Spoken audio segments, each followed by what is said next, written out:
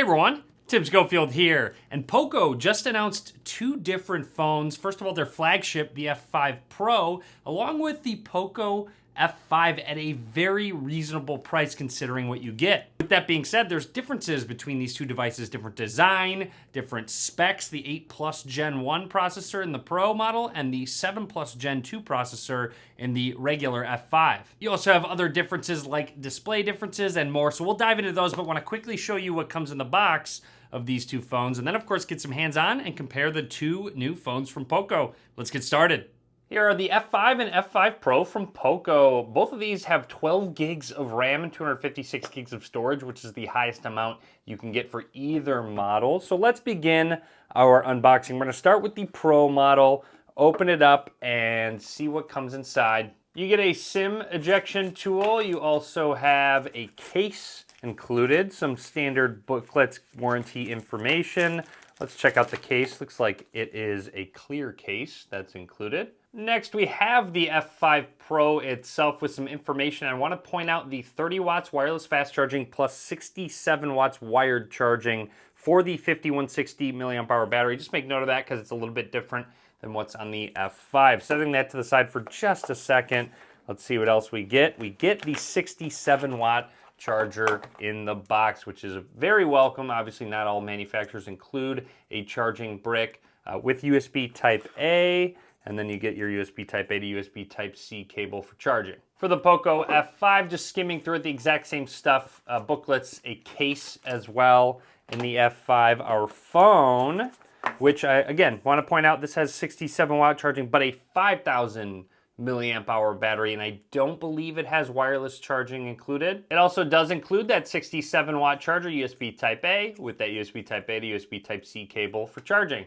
And on to what you came to see. Let's take both of these phones out of the plastic. They do have different designs, as you can already tell. Let's take this one on out and power them both on. And while they boot up, we're gonna take a closer look at the hardware and really talk about the differences between these two devices. So we've got the F5 right here up towards the top and the F5 Pro below it. The speaker, just a little bit of a different design, USB Type-C port for charging, microphone, and SIM card slot. Moving along the right side of the two devices, just a little bit different between these buttons.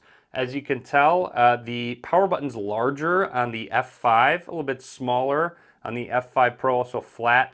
I do believe because it has a fingerprint scanner. Also, a little bit more surface area to hold on to. With the F5, the back on the F5 Pro is a little bit curved in, so a little bit less area to hang on to. Up at the top, a little bit different. So you have a microphone on both of them and an IR blaster on both phones. That's very welcome. And another speaker up towards the top. But on the F5, you get a headphone jack, which is great to see. Again, not a lot of phones have that headphone jack. And then moving along on the left side, absolutely nothing on either device, but again, you can make note the difference of surface area, obviously difference in color and design. And speaking of color and design, very obvious difference, more of kind of a blue tint if the light hits it. It's like a white blue on the F5, and the F5 Pro just has a completely white color. Both say POCO 5G on it, and then moving along, obvious difference between just the style of the camera module. However, with that being said, you get a 64 megapixel camera on both with optical image stabilization, an 8 megapixel ultra wide angle lens, and then a 2 megapixel macro lens for the close-up shots. So same triple camera system on either device. Our phones are booted up. I'll talk about anything that's noteworthy throughout the startup process. I want to point out that there is a pre-installed screen protector on both of these phones. On both phones, you do have Face Unlock plus fingerprint. However, the fingerprint scanner is a little bit different. On the Pro model, it's in display. On the F5, it is embedded in the power button. I flipped it too so I could use a thumb on both. So with the F5 and the in-display fingerprint scanner, and then setting a thumb down with the in-display on the F5 Pro. So I'm curious which one you guys like better. I know there's some preference between the two. I find them both very useful, and especially because in-display fingerprint scanners have gotten very accurate.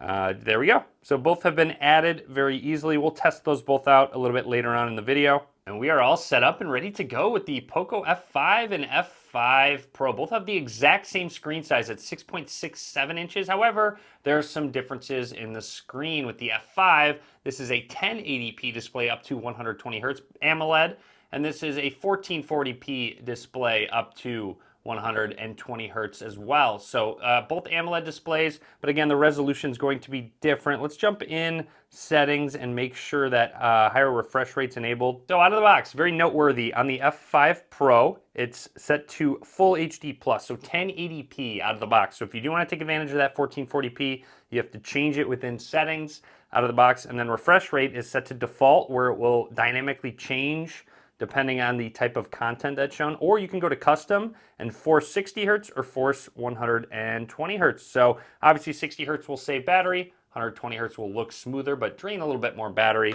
Anyways, continuing through, again, same thing on the F5. You can change it to 60 or 120 hertz, but again, this is a 1080p display and a little bit higher resolution on the F5 Pro. Flipping the two phones, F5 Pro with the in-display and F5 with the in power button. So I'm just gonna set my thumb down on that power button and right away unlocked it. I'm gonna set my thumb down on that fingerprint scanner. I didn't even need to turn the display on. It unlocked it right away as well. So you'll see setting it down. So they both work extremely fast. I don't even need to press the button for it to unlock. I think you can change that if you want to, or you go with the fingernail technique and then you can set your thumb down and unlock it. So very impressed with the speed and accuracy of these fingerprint scanners. Let's check out their camera app since it should be the exact same.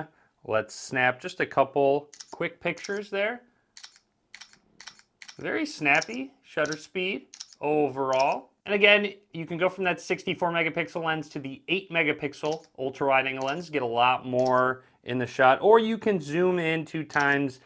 This is digital zoom. It does not have a telephoto lens. For the different modes, you have document video. You can shoot all the way up to 8K video, which is a very welcome addition, or 4K 60 frames per second. You do have portrait mode, night mode, and a lot more. All the different options. You can go into 64 megapixels to take a full shot with that. Quickly, I also want to go into settings here and go to, you have tilt shift, time burst, or macro. I'm going to switch to the macro mode, and we're going to just put something very close and take a shot. Again, 2 megapixels, so I wouldn't expect any crazy detail out of these images. Maybe we grab our other phone, get it really close so you can see the camera there. So just an example. Again, don't expect anything crazy out of those images. And again, you do get the Snapdragon 8 Plus Gen 1 on the F5 Pro, and then the 7 Plus Gen 2, which should perform somewhat similarly. Honestly, I would expect very good performance out of either of these chipsets. And just to mix it up, we're going to use our POCO F5 and dive a little bit more into settings and just show off anything. You'll see always on display is an option. You have wallpaper, you have themes where you can really customize your phone with, you know, a bunch of different icons, wallpapers, fonts. Going into additional settings, you have some gesture shortcuts to launch the Google Assistant. Press and hold the power button, take a screenshot, slide 3 fingers down. Will do so. That worked really well. Launching camera, turning on torch, double pressing the power button.